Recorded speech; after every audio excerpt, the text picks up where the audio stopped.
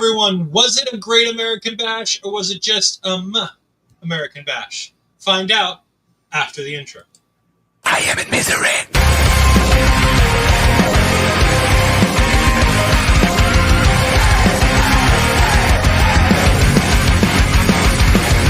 Everyone is watching me when I'm coming around. They all are judging me when I'm lying on the ground. I've got no shelter, I've got no escape. My life is a prison and I can't run away. I feel it in my bones, I'm losing it all. Stuck in my head, I am in misery. Deep inside myself, all I get, my only family.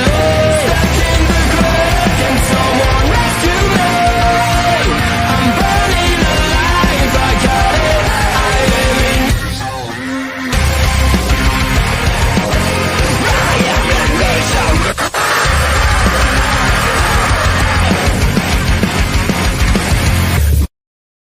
Hello, everyone, and welcome to Taking Over. I am, of course, OLED Ed Fries, joined as always.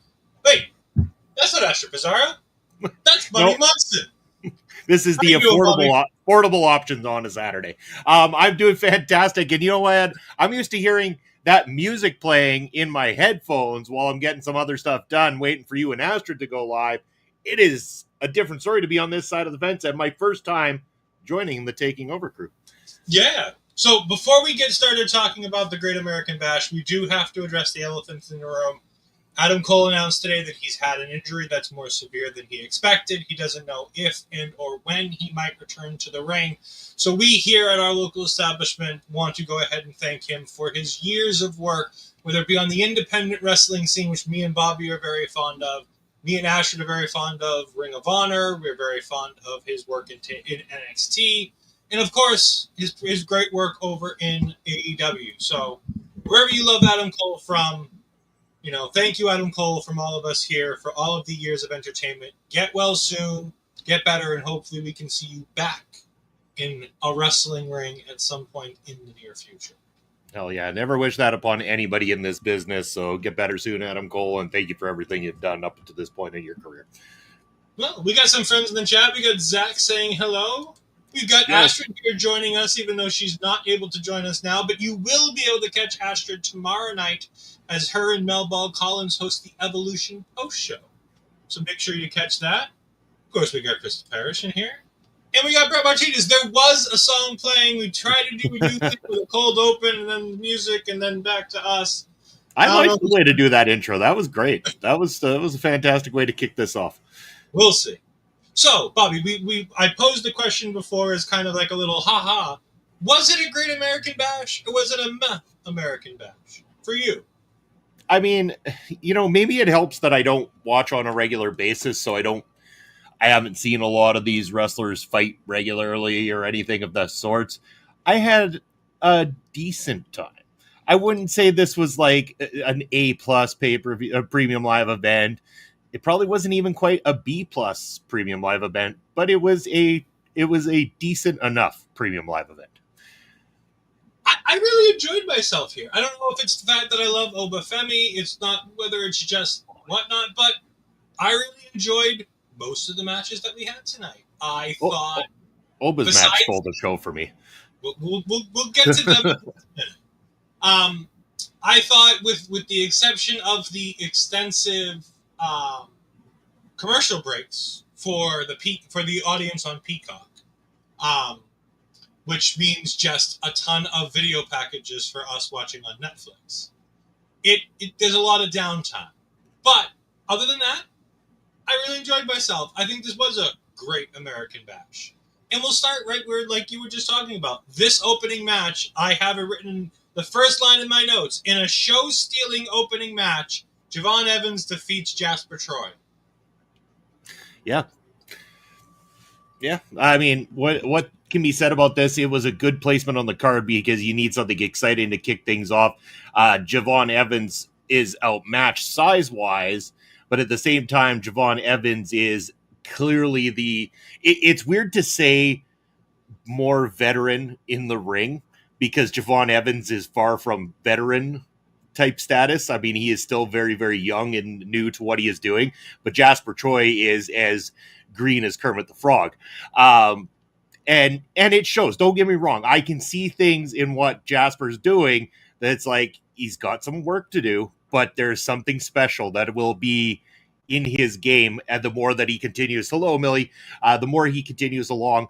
The thing is that Javon is already a little bit further ahead. And I think, like I said in your prediction show that you did with Steve from SCW and the crew over there this week, I said that Javon needed this victory more than Jasper needed it. Jasper won't, unless you were going to give the guy a monster push. He was going to come in, he was going to annihilate and go straight to the top.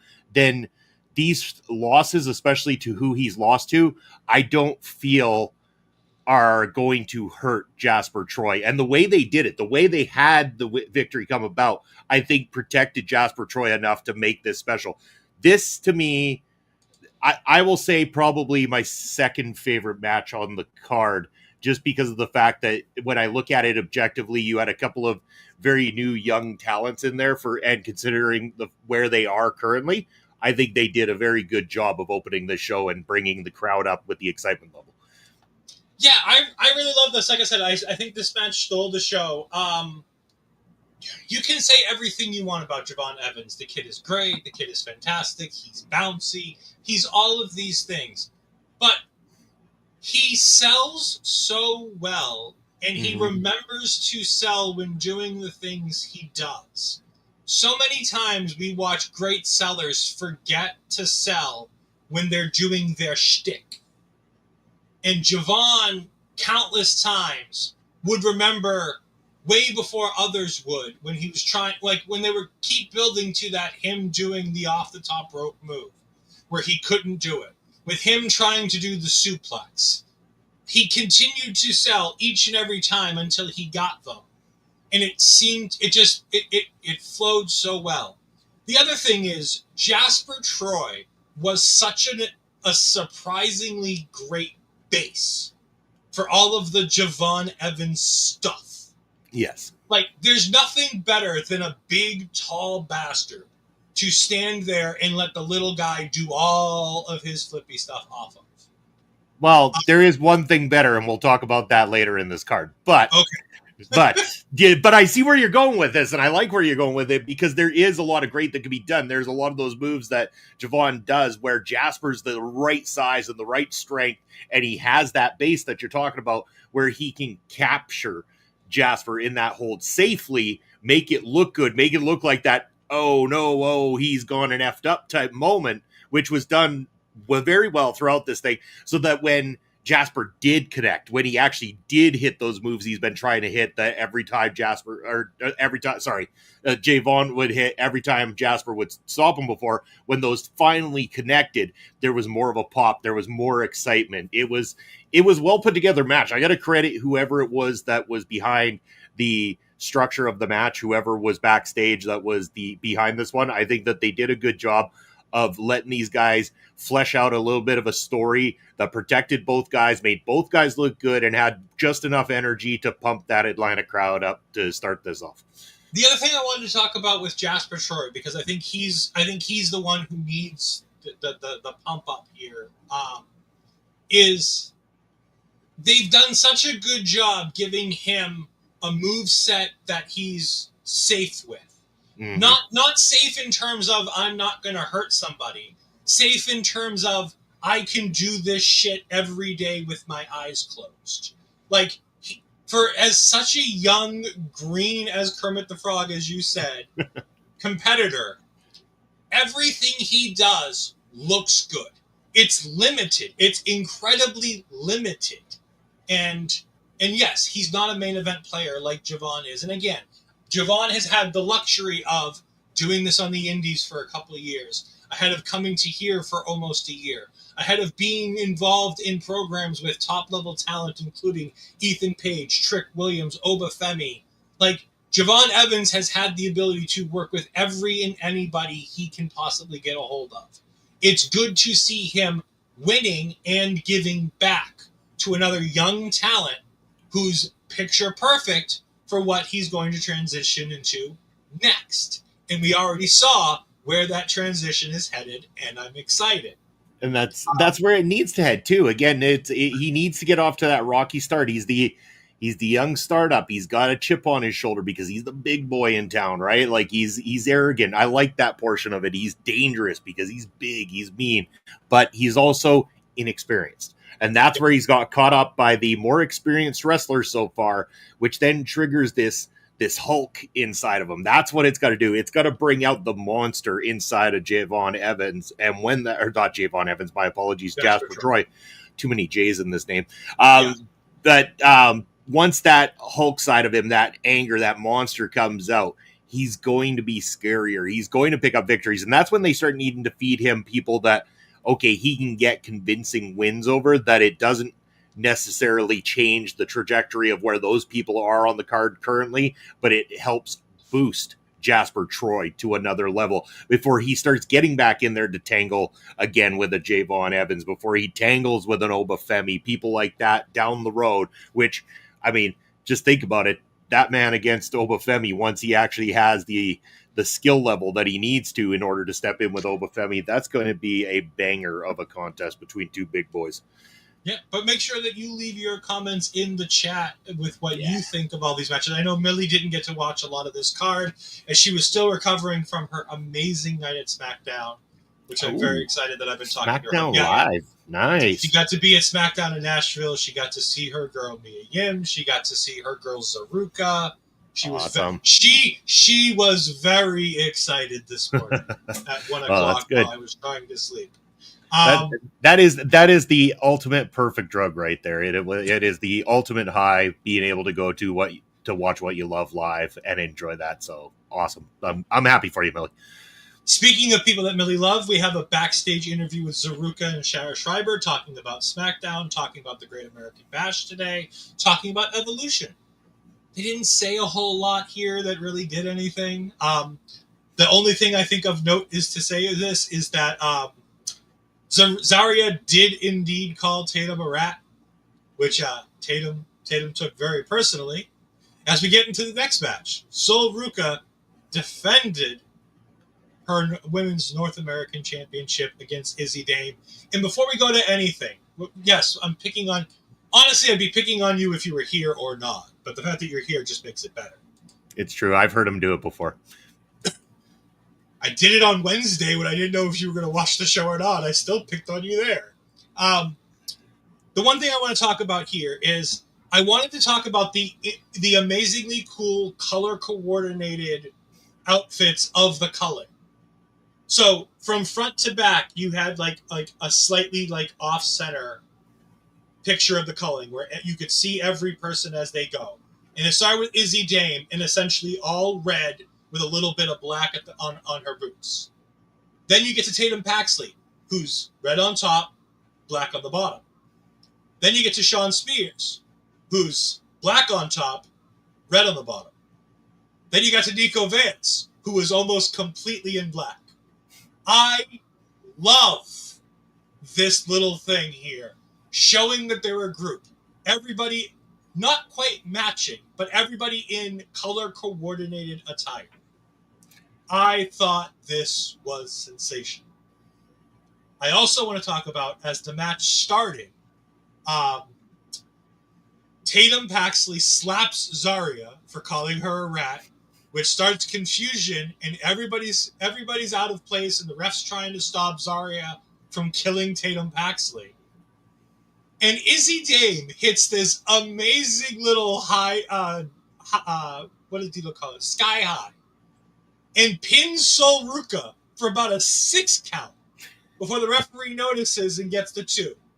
I thought this was a sensational way to start this match. The fact that they could use Tatum to take the attention off, and if that had been the match, I would have thought that was fucking genius. Like, to have the match literally be 5 seconds long and have it be this distraction from Tatum that leads to Sol getting her eyes off the ball. And we always hear in wrestling, it only takes one move. It only takes 3 seconds.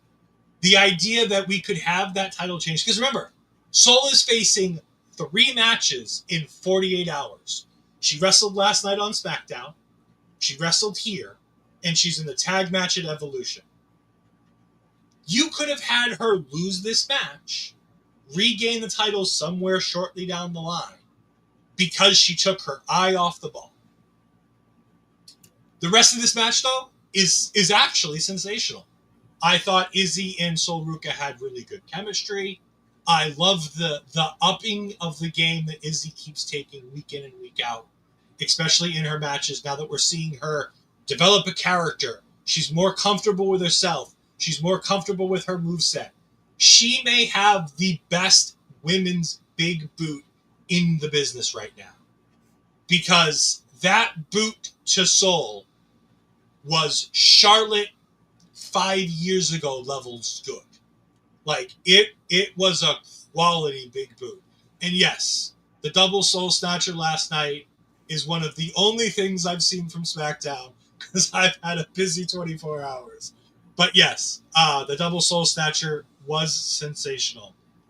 I love this match from beginning to end. It was fun. It wasn't the best match in the world, but it was entertaining. It was fun. I enjoyed myself.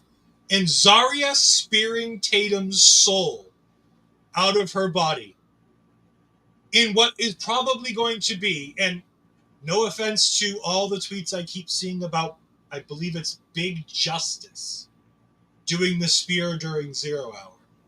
This is the best spear we're going to see all night. And that's only because Braun Breaker's not on the card, or else it would be Braun Breaker.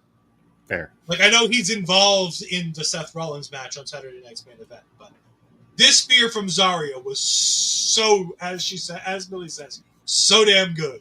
Like, this was great. That was top 10 spears I've ever seen. Like, God, she just speared the ever-living shit out of Tatum. Yeah. Soul Snatcher for the win. Love it. Yeah. See, I was a fan of Zaria before she came over to NXT, because I watch Australian wrestling from time to time, especially Riot City wrestling, where she had come over from. So I'm familiar with what she's capable of, and it was fantastic. It looked very mint. Here's the thing. I thought, like you said, it was exciting at the beginning. The finish made sense, and it worked. I felt the middle. It was flashy, but didn't always connect perfectly, kind of thing. I think if I was to nitpick, Sol needs to slow down when she's going for high-risk maneuvers, because she was very close to not connecting properly. In fact, a couple times she didn't quite connect properly, because I feel like she's trying to rush. She wants to get that big moment, but she's maybe going a few seconds too early into some of the things she's doing, not setting it up in quite the way it needs to do. I know she wants to make it look realistic, and I appreciate that and everything, but again, my whole big thing is, if you aren't able to do it to perfection, maybe don't always pull it out. But it is a premium live event, so I understand wanting to get those big pops and everything, so I'm not discrediting either. Like you said, and start of the match, very, very exciting. Enjoyed it. I love the stuff they got going on in the outside. Zaria is fantastic. Tatum Paxley reminds me a lot of Daphne in the late 1990s, early 2000s, with her Blake Monroe Barbie doll action figure that she's got in her hands there.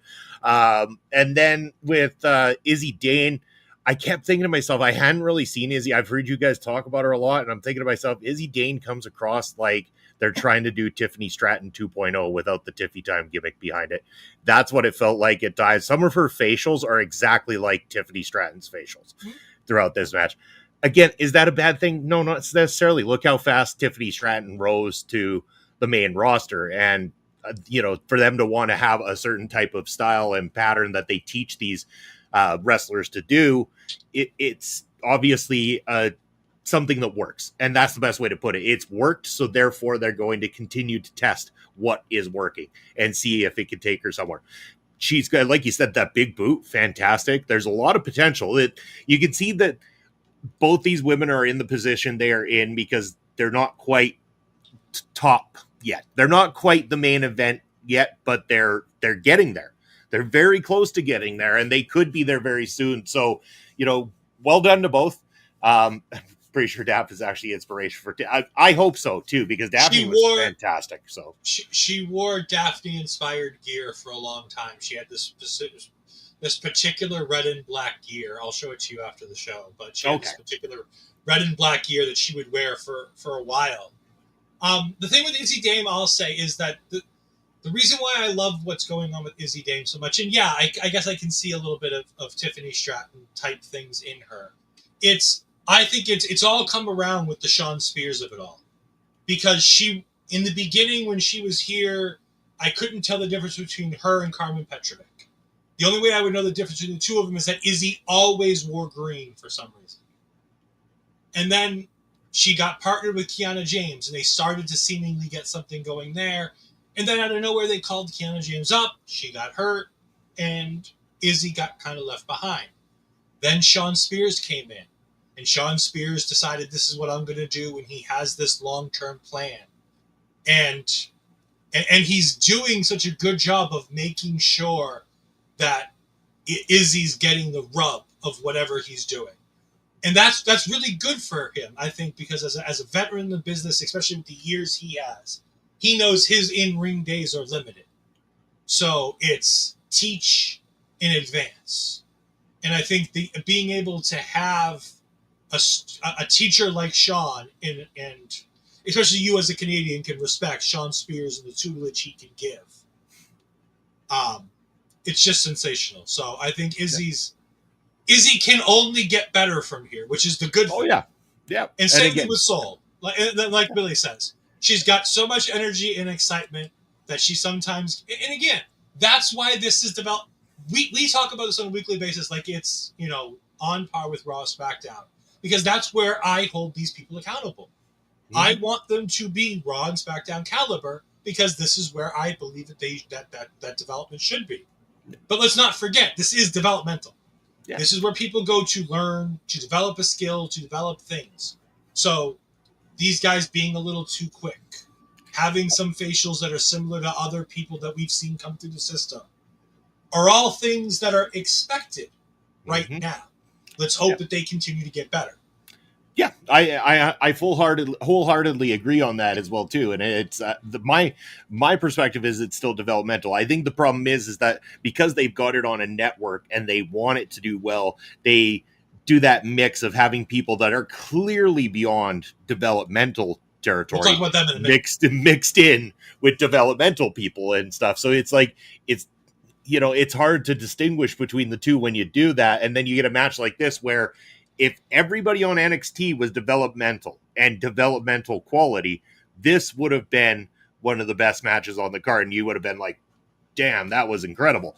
But, of course, you've got people that are probably very well deserving to be on Raw or SmackDown as of a year or two ago kind of thing. So, but, yeah, no, anyway, I'm not knocking it. I enjoyed it. It was fun.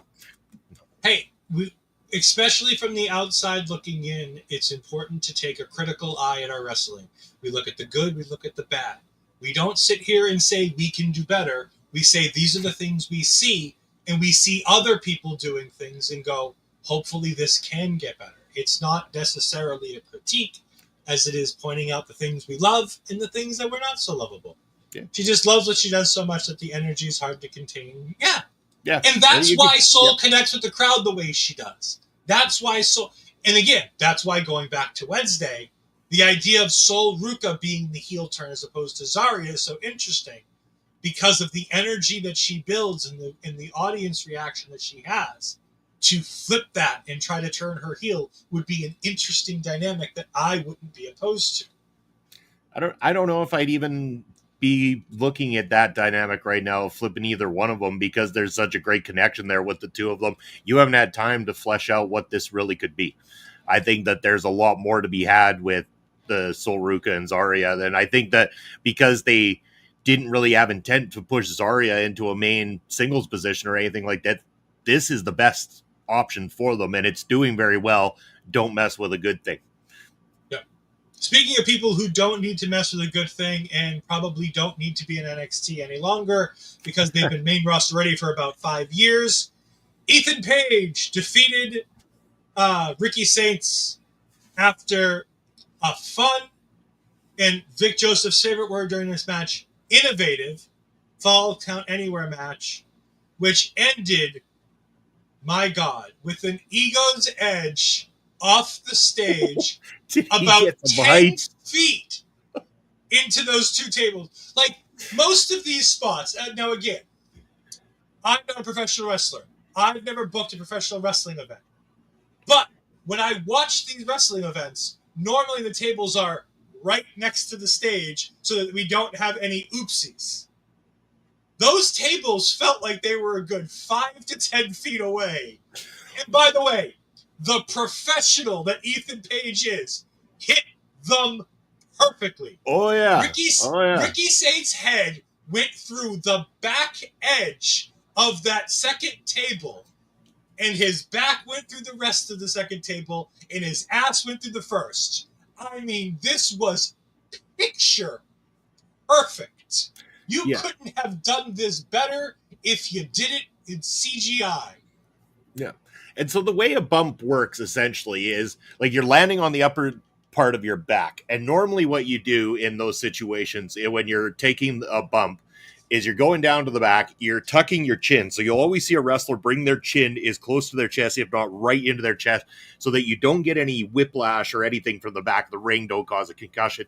And then what you do is then you take your hands and you always see the wrestlers as they hit the mat. And that's not just to get that smack that everybody thinks that it is. It's actually to distribute the blow throughout the body and stuff like that so that you're not putting all the focus on one spot. Now, with a bump through a double table like this, not only is Ricky Saints having to trust Ethan Page to throw him far enough to make sure that he can take that bump well, but he also doesn't have that ability to throw the arms out in the same way that he normally does, because the tables are going to fold and they're going to fold inwards towards him.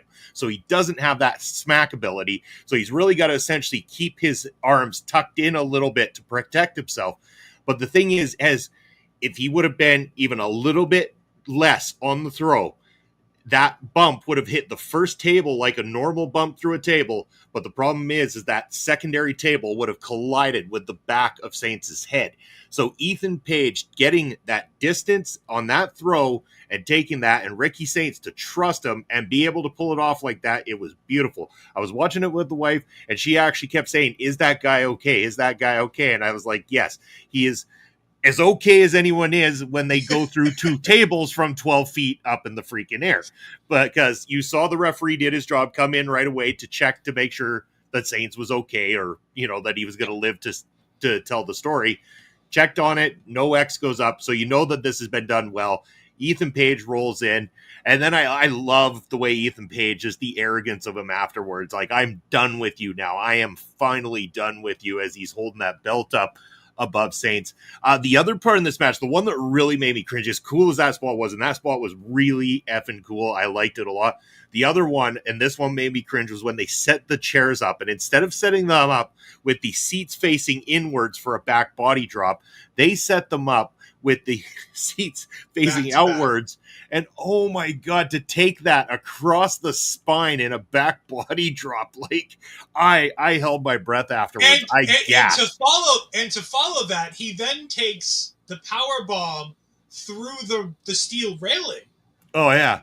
Like, don't forget, like, that's not the end of that spot. That's just part one of the two-part spot. And just so you all know, those railings aren't rigged.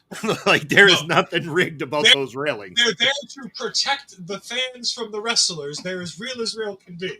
Yeah, and when you lean them and you put a thumping body weight of a professional wrestler into the connection with it, it tends to bend and break, just like ladders do, and just like everything else. Just a little bit, not as much as all the other things that happen.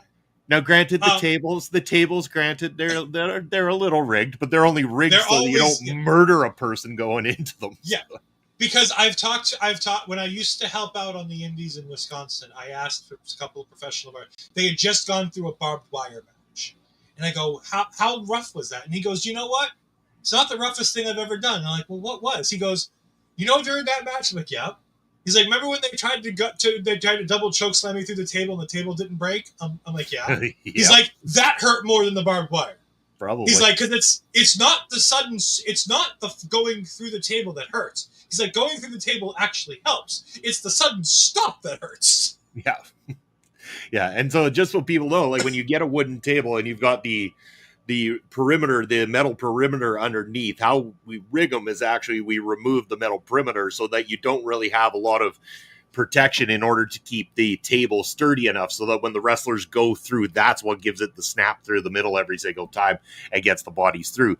It's the best way to try to make it a protected thing, because if you tried to smack somebody through a table that had that underneath, it's not only not going to break, but it's going to hurt, and it's going to hurt a lot.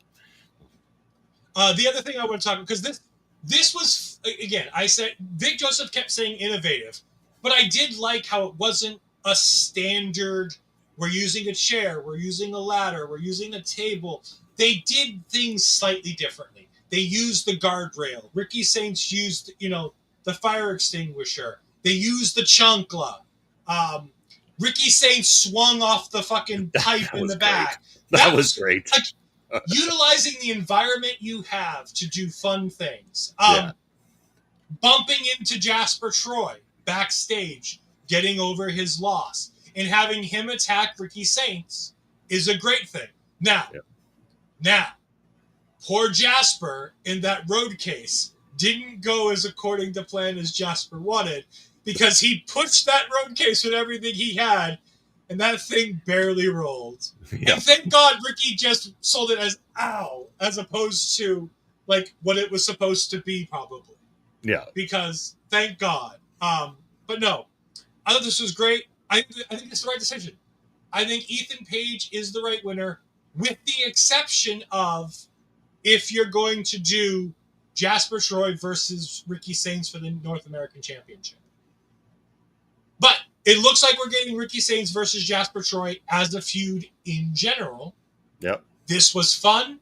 It wasn't a standard Falls Count Anywhere match. There wasn't a ton of, just trying to pin a guy in an interesting area because we can.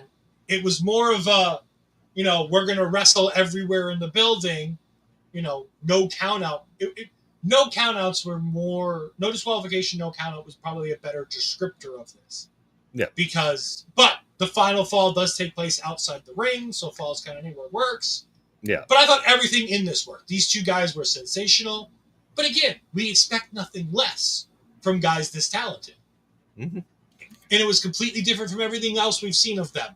Ricky Saints being this maniacal, I need to hurt Ethan Page, and Ethan Page constantly working on the back foot, but always getting the better of Ricky Saints throughout most of this match, I thought was really fun and creative. I really liked the way this, and again, you called out whoever helped put together the opening match deserves a ton of credit. I think whoever helped them walk through this match deserves an immense amount of credit. Because while you can say Ricky and Ethan were the ones who basically did this match, there's a special eye from somebody on this match. I don't know who it was, but I feel like somebody had an eye on this match. I really loved this. This was ironically, my third favorite match of the night. Because I love that opening match so much. And I love the next match so much. But this was really, really good and really, really interesting. Yeah, it was a lot of fun. I enjoyed it as Millie joins us back again. But tag belts on Zaruka, do it. I'm not against it. And Astrid now joining us officially. Hello, Astrid. Thank you for letting me be on your show. We then get Vic Joseph saying that July 22nd, NXT is going to be on the road again in Houston, Texas. They run down the card for next week's show. But none of that, all that pales in comparison to the next announcement that Vic Joseph says. NXT Heatwave, August 24th, from Lowell, Massachusetts. Yeah. By the way, as a question, does anybody have a couple $100 I can borrow? Because these TKO ticket prices are a bit outrageous, and I need to go. Well, quickly, sub to the channel, give us some watchtowers, and we'll see what we can make happen before Heatwave. I wanted to mention one other funny thing. Vic Joseph had a line tonight that busted me up big time. There was something that he started mentioning, and Corey Graves cuts him off mid-sentence, and he goes to him, he's like, Vic Joseph, when did you start becoming a specialist in mental health? And Vic Joseph turns around, he goes, I'm stuck between you and Booker T every week, so that's when. I died laughing. I was like, man, that is such a great comeback to that question right there. I'm working on it. I mean, we used it to pay for the Javier Bernal interview. It needs to recover. It's about as approved as what our our advanced features on YouTube are at the moment. No, I know people say that, people have their thoughts about Graves, and obviously I have my thoughts about Booker. This 3-man booth works so well because while I have my own opinions about Booker T, him and Vic have a really good chemistry. And Corey Graves has seamlessly fallen into this group of guys. Yeah. And he fits in so well because he's just such a great smartass. He's not Bobby Heenan. Nobody will ever be Bobby Heenan. But he has moments that remind me of Bobby Heenan. He has that same sarcastic wit and true wrestling knowledge that Bobby had that made Bobby so great. And again, remember, Bobby got worse as time went on. Like, we all talk about how the greatness of Bobby Heenan. Remember, that greatness of Bobby Heenan was in the late 80s and early 90s.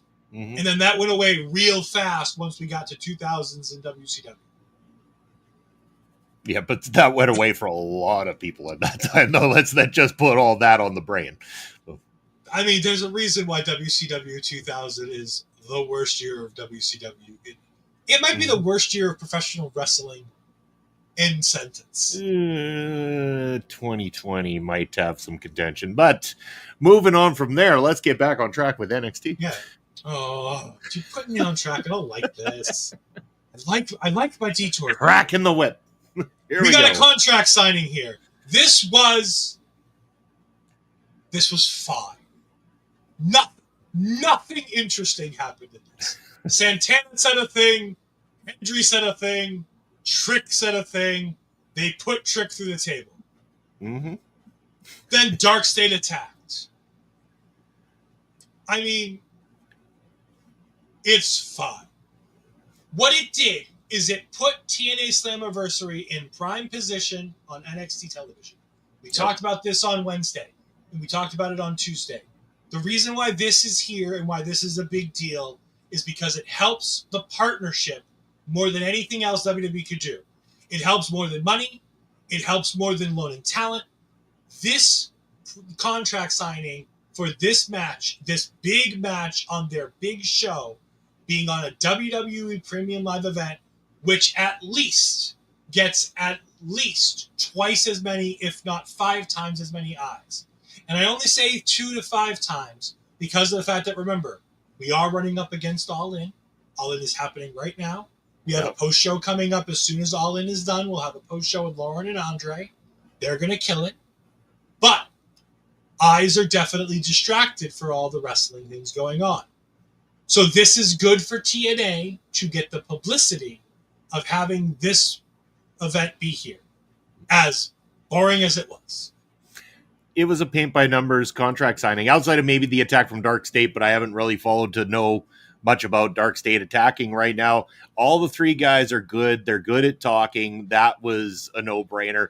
Mike Santana's got that passion, that he wants to bring it back to TNA. Joe Hendry cuts in to remind him that, he is also TNA and stuff like that, And then Trick just, he gets in there and he reminds them that he's the man.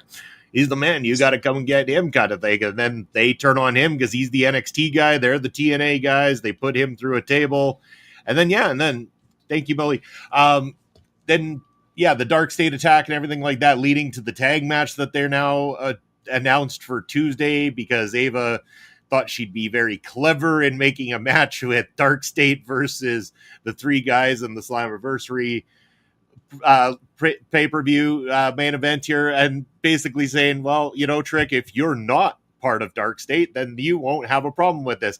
And I'm thinking to myself, yes, he still would, because you're sticking him into a match with the two guys he's defending the belt against in a week's time. So, yeah, I think despite the fact that he may or may not have a play in Dark State, he's got some other reasons he might not enjoy being a part of this matchup.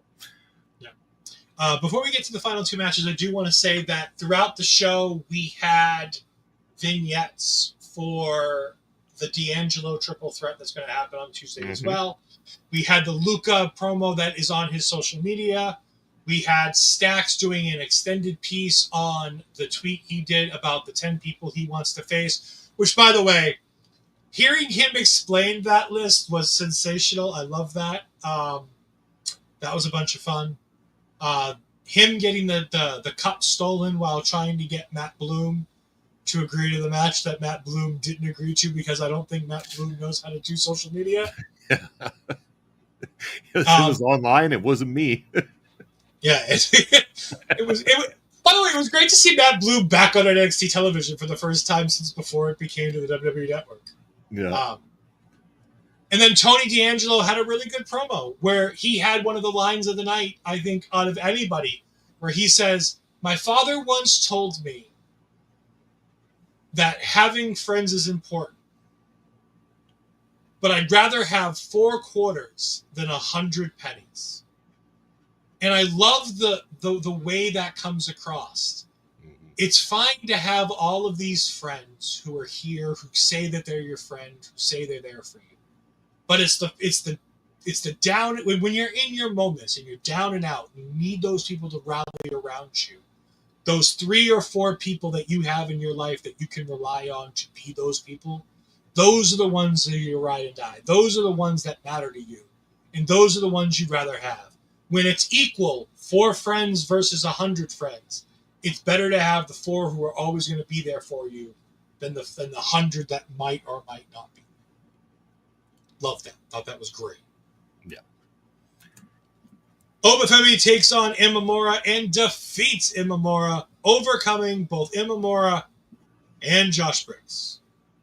Munson, before I wax poetically about this match for about 10 minutes, what did you have to think? I like when you can get big boys in a matchup that can match strength with each other, get each other up on each other's shoulders, and throw each other around like a couple of big old boys. This is a couple of big old boys that can move, they can hit, they can strike, they look good doing it. I really, really enjoyed this matchup. This matchup for me was my favorite one of the night. I've really been enjoying Femi ever since you made the recommendation on him. I think he continues to get better and better. And I think that this was one of the more stronger challenges that he's gone up against. One of the more believable challenges he's gone up against in terms of on par with his strength. And they kept mentioning the strong style brought a factor to this fight with Oba. I liked it a lot. I thought this was well placed on the card. I honestly, to be honest, that's why I think I messaged you and I said, "Is that the last match?" And I like, "Oh shit, no! Like there's the women's tag match yet too, and everything." Because this was so good, I felt like it was the end of the show. Like that's how well they put this on. And I was like, oh no, there's more to go. Okay, I'm happy with that. I'm good with that. But yeah, I really found myself enjoying this match with these two. I love everything. People will say it was too Josh Briggs involved. I disagree. I thought he was creatively involved in a very interesting way for the story that they were telling. The story of Inamura once, because they have a backstage segment before the match where Briggs says, "All right, Inamura, this is your shot. This is our shot. Go win that championship by any means necessary." And Inamura's like, "Yeah, I'm going to do it. But I'm going to do it with honor." And Briggs just kind of rolls his eyes. He's like, "All right." And Briggs is there, and he's trying to just root on his friend. And he's trying to root on his friend. And there's some great stuff here. Inamura deadlifting Femi off his knees all the way over his head to that bending German suplex was sensational. Like that's true strength there. The mixing of styles with the Noah Strong style and the sumo style that Inamura has with the merging I knocked my microphone down, moving my hands by Miyagi style. Yeah, that's how excited you are. Yeah, the merging styles of Obafemi, because he never has just one style. Like Obafemi kind of molds and morphs himself depending who he's working with. Mm-hmm. And in this one, it was a much more deliberate style that he hasn't worked in a while because he hasn't worked a guy this big, this strong, with the exception of Jasper Troy, in a while. I thought they worked well together. I thought whoever helped them put this match together, because again, they're both younger men. I don't know how young Inamura is, but I can't imagine he's too old. And Obafemi is, NIL program, young in the business, 2-3 years. And again, how good he's getting after 2 or 3 years. Oh, yeah. And again, redeveloping the style of a giant is so difficult, because it's not just run into things and lose the advantage like a lot of giants are. He's strong, but he's quick and he's powerful. But he can sell. He can be beaten up. You feel like he can lose this match without running into something hard. And I hate to keep harping on that, but how long have we in WWE watched big man run into thing, it hurt big man start to lose match? Yep. But Oba is an unbeatable giant. Remember, he's lost 2 matches. He's been pinned or lost the match via ladder. I don't count the 6-man tag that he lost with Trick and Javon against the Dark State before Stand and Deliver, but he's lost 2 matches since coming to NXT. 2!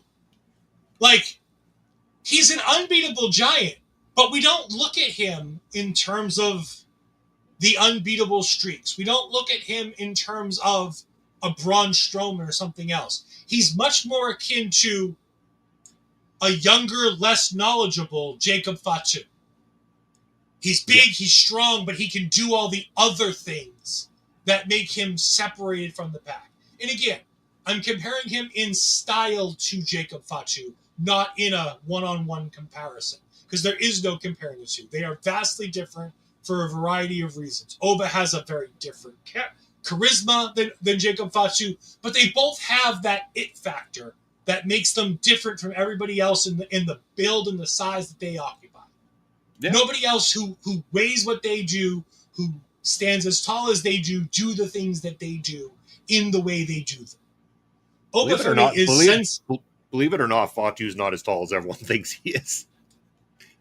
I know, but he feels bigger than he is. He talks bigger than he is. He works heavier than he is. Yep. Because he's just that damn good. And that's why I'm using him as a comparison to Obafemi. Because I think that there's a lot of those Jacob Fatu traits in Obafemi. There's a lot of fun things that Obafemi does that remind me of what makes Jacob Fatu so great. And this match is sensational. It's a banger. It's my match of the night. It's closely followed by the opening match. And then the women just unfortunately get the short end of the stick here, because it was so fun and innovative for that Falls Count Anywhere match that kind of takes that third spot. But by no means did the women under-deliver tonight, because I thought the women's matches were both very good and really helped stabilize this show in a very interesting way. And I think the main event needed to be the main event, and I think it did all the things the main event needs to do. After the match, Obafemi's backstage with Sarah Schreiber, and he's like, I feel bad for Inamura. Briggs got in his way here, and if Briggs hadn't gotten in his way, I don't know if I would have beat him. But I'm the bigger man. I defeated you. And then Inamura comes in and he's like, look, I'm sorry. I'm sorry Briggs got involved. And he doesn't even ask for a revenge. He's just like, thank you for the opportunity. I apologize that Briggs got involved. I told you I'd do this with honor. And because of Briggs, I didn't live up to my end of the bargain. And I was like, look, I get it. You're great. I respect you. I'll give you a match again. And then in comes Barrel and Briggs, just full of piss and vinegar, and he starts yelling at Oba and calling Oba not a man of his word and not a true man, and they all get into a fight. I love this. This inevitable triple threat is going to be a bunch of fun. I hope the triple threat happens in Lowell, and I hope I'm there alive to see it, because, is my head going to explode if I get to see that match live? Your head's going to explode. Your head's going to explode, sir, though, because here's the catch. It's triple threats are the easiest way to take a champion out. And if there is a chance for them to take the belt off Oba Femi, it's going to be inside of a triple threat match. I agree. I wholeheartedly agree. And speaking of easy ways to do things and easy ways to get out of things, here's the calendar of all the things you can see today and tomorrow as we head into next week's calendar, which will be on Point of View. Never gonna stop, never gonna change, never gonna do the things you say. I run my own way to get there. Pulls are calling and the eyes seem to care. In the air, no more crowd, just the opposite kind of few clouds. So tell me this time is coming to take off all your lies. Why don't you try to be why? Know that I need you anyway. I never wanted to be alive, just to feel like I'm fading. And though my heart breaks a beat at time, I press the lens just to tell you, don't lead the way, don't even say that I draw with a perfect embrace. I feel like I'm fading. And again, just to point out, I know it's on the calendar, the Superman review has moved indeed to Wednesday. We'll be covering that. Me, Andre C., and I believe the host of Marvel Talk herself, Peggy, will hopefully be joining us as well. So it's going to be a fun time. But we're here at the main event, Bobby. I know you thought that other match was the main event, but indeed. But good thing to know, we had those 4 matches in 2 hours. Yeah. I think that was the other reason I wondered, too, because it was dead on 2 hours. And I was like, dead on 2 hours. Yeah. I was like, is that it? But then they kept going. And I was like, oh, yeah, that's right. And that's not to take away. I don't want to sound like I'm taking away. I didn't know much about this card going into it. And I had completely forgotten that this was on it. And I'm not complaining that it was still there either.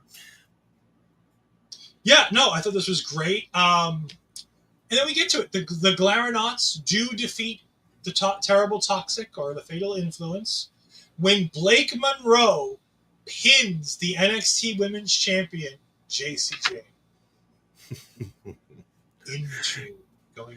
So this is where, again, I told you in the chat, I'm like, Blake Monroe's turning on Grace, but not that it had to happen here. It can happen tomorrow night. And that's how Grace ends up not the NXT Women's Champion, is that I believe that Blake Monroe is going to turn heel. She's going to say that it was her who pinned the champion. She carried the weight in the tag team matchup, and that she feels it's her that should be at the top challenging for the NXT Women's Championship. And I believe that that's going to then turn a feud of Jordynne Grace and Blake Monroe. Because how long we talked about people who are too far beyond NXT and are too polished and ready for the main roster, Jordynne Grace. But I think the issue, well, fair. But I still think with Grace, it was like they took Julia and Stephanie Vaquer. So it was almost like they were kind of like, well, we got to pump the brakes. We can't completely deplete the entire division of its top people. So I think that's why Jordynne Grace is there for now. Yeah, and not for long. The division needs a stabilizing force, and I think Blake Monroe will be that stabilizing force in short order. Yeah. But you've got Kalani, you've got Lash, you've got Fallon. The reason why, and Blake Monroe said this in an interview going into the weekend where she was asked about why she chose WWE and NXT specifically, and she responded with, because of the focus on the women's division among all the shows, but most importantly because the focus on the women in NXT. She's seen what WWE is willing to let their women do, and that's one of the things that motivated her, on top of the fact that it's a childhood dream to be in WWE, on top of the fact that she modeled, and WWE even used it in the marketing of her brand new shirt, where they said, from model of shirts to having her first shirt, welcome Blake Monroe to the WWE family. There's just so many things right about Blake Monroe being here. Oh, this match was great.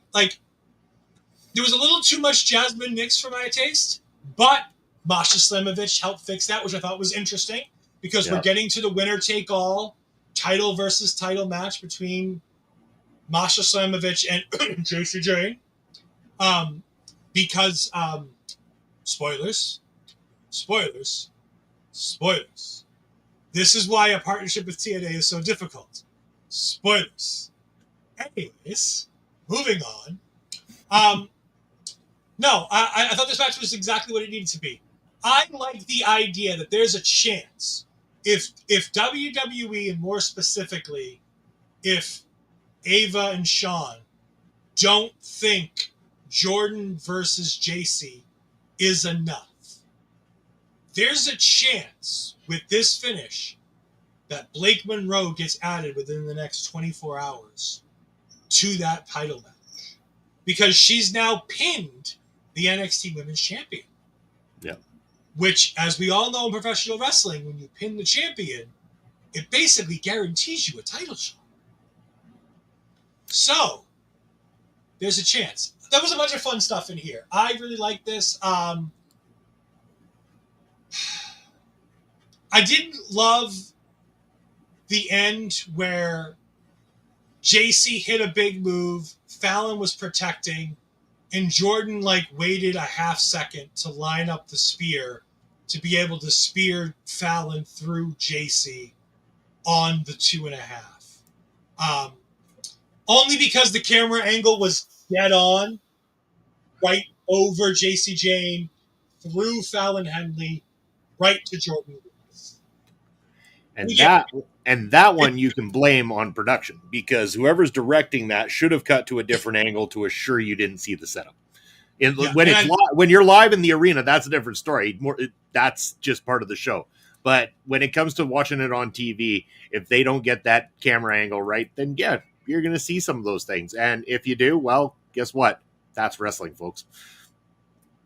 Yeah, I mean, I think it is what it is. Like I said, it was a bad job of production. I don't hate it. It's a fine thing. It takes you out of the moment to know that it's going to happen. But in center stage, there was really no other way to make that shot to do what you need to do. So I think you just kind of suck it up and deal with it. Also, speaking of center stage, it was great. I love the venue. I love the arena. Very small, intimate setting. But again, know your audience, know your ticket sales. WWE sold almost all the seats. I think last thing I saw from WrestleTix had it under 100 seats available of the 2,000 or 3,000 that were available for the show. It looked good full. job on. Yep. Yeah, even if they seat fill it a bunch of seats at the end to get it full, looked good. It looked great. And again, I like more small, intimate gatherings for wrestling shows. I don't need big and glamorous and massive stadiums all the time. I think you save that for big moments, SummerSlam, WrestleMania, things like that, Royal Rumble. All big in. Shows like All In. Yeah. But, in that same vein, if you're going to run an arena like that, you got to fill it. NXT's smart. They know they can. So they don't. They run smaller arenas in the same areas that they run their big shows to make sure that they have an active, loud audience for their shows. And the audience made this show. I love the show. I thought it was indeed a great American Bash. Yeah. I mean, the more we talked about it too, and the more I kept thinking about it, I think even my enjoyment level was even higher than I kind of said at the beginning. It was a good time. I had a good time throughout. I mean, you're not going to look back on it and go, man, that's one of the best pay-per-views of the year. But you're not going to look back on it and say it was a meh pay-per-view or premium live event either. You're going to say, hey, I had a lot of fun watching that. And anybody who hasn't, anybody who might be currently enjoying All In because they went on at the same time simultaneously, why not go back and give it a shot? I bet you even the most cynical of pro wrestling fans can find 2 or 3 matches on this card that they will really enjoy a lot. Yeah, I think so. I'd hope so. But that is our coverage of Taking Over. Bobby, where can the good people find you on a weekly basis? Well, there's my ticker down below. You can follow that to find me on a line. But as for what I've got coming up, you're going to be able to join me, Mark, and also Andre tomorrow at 11 a.m. Eastern Time for Point of View, where we're going to be giving a full breakdown of how the game of soccer or football, as we say anywhere outside of North America, is played. From the rules to the leagues to the regulations. We're going to go through it more in depth with you tomorrow morning. You're going to catch me back here Thursdays with Pop Smokes for Ring Respect Radio.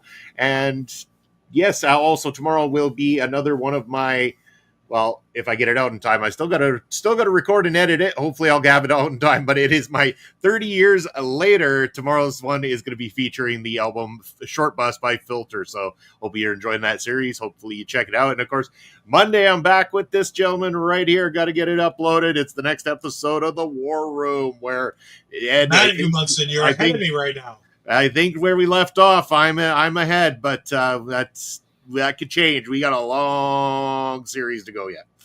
We do indeed. Of course, you can find all of these things at our local establishment at all of these wonderful places down below. I'm not going to bother you with my stuff. You know where to find me all the time. You can find me at those places. You can find me this Tuesday as I go ahead and cover all things NXT with my normal co-host, Ashley Bizarro, as we can always meet her weekly rates. It's always those weekend rates that get a bit tough. No, I kid. I love you, Ashley. I miss you on these shows. Hopefully I can do a PLD show with you at some point. No, you can go ahead and find me this Wednesday as we review Superman. It was indeed a movie. I have thoughts and opinions that I will give you. I can't wait to listen in now. It is indeed a movie. More importantly, it is indeed a James Gunn movie. That's what I keep hearing. I can't emphasize enough the words James Gunn movie. With all the good and bad that goes with it.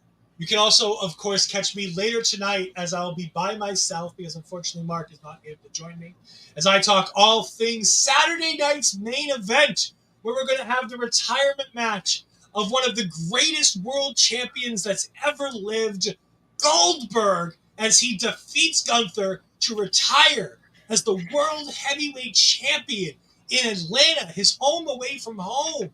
It's such a good story. You have to do it.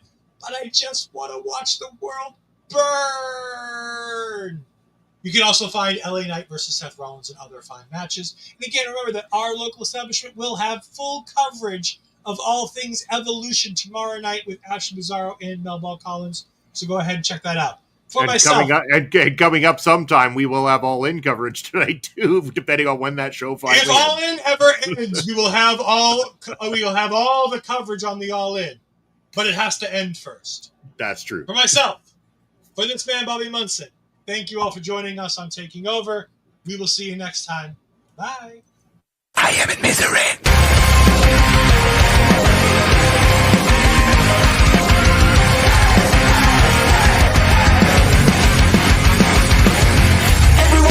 Watching me when I'm coming around.